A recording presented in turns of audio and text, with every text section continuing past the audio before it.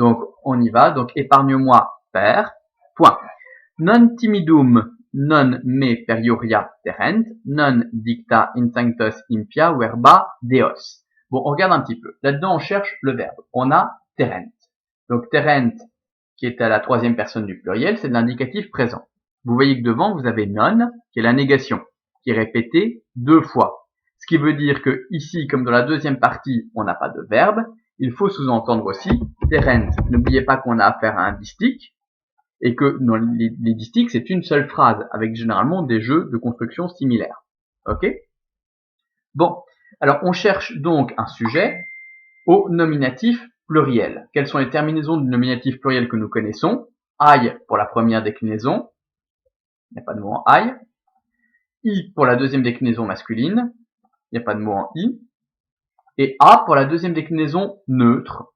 Alors on regarde, on a ici perioria. Donc perioria est probablement notre sujet au nominatif neutre pluriel.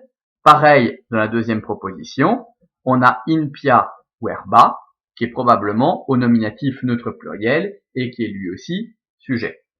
Une fois qu'on a trouvé, et puis ici on a aussi dicta, ok, voilà, qui est un PPP mais qui va avec.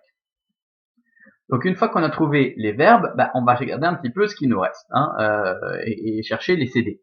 Donc CD à l'accusatif, qu'est-ce qui nous reste? Il nous reste timidum. Effectivement, timidus a qui est un dérivé du verbe timere, et c'est un adjectif qui va servir ici de CD.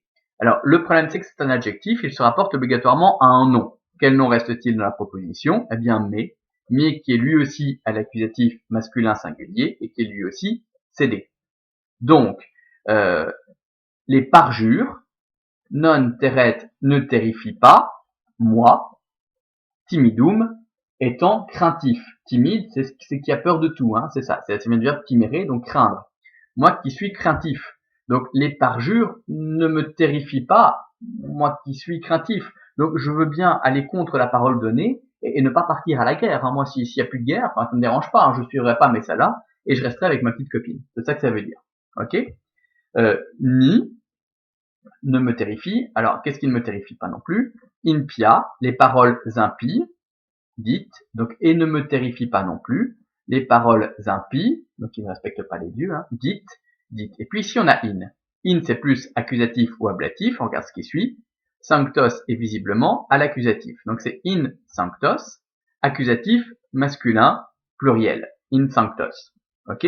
Le problème, c'est que sanctos est un adjectif qui se rapporte obligatoirement à un nom. Il nous reste que deos, ça a la même terminaison, donc ça va évidemment avec sanctos. Ok?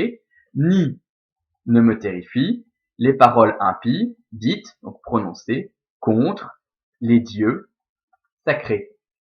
D'accord? Bon, donc je vous dicte la traduction de ce dernier distique. Donc, épargne-moi, virgule, père, point.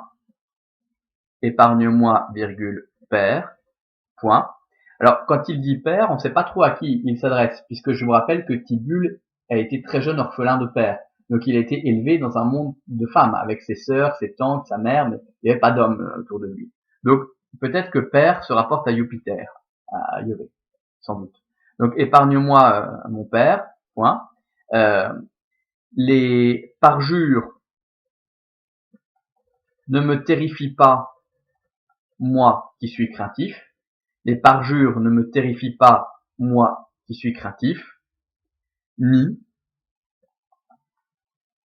les paroles impies, I-M-P-I-E-S, prononcées contre les dieux saints, S-A-I-N-T-S, contre les dieux saints, ou sacrés comme vous voulez. Point final. Bien, merci.